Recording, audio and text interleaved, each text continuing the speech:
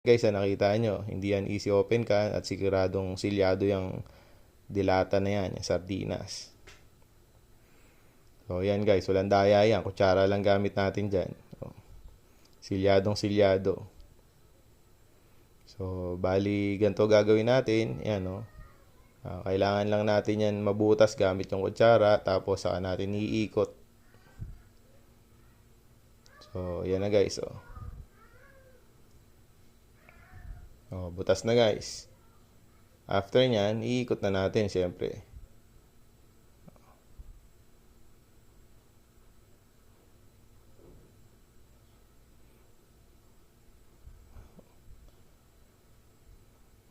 Guys, madali lang, 'di ba? Pero syempre, kailangan din ng practice 'yan. Hindi yan basta-basta makukuha kaagad. So mga bata, wag niyong gagayahin ha. Medyo delikado 'yan para sa inyo.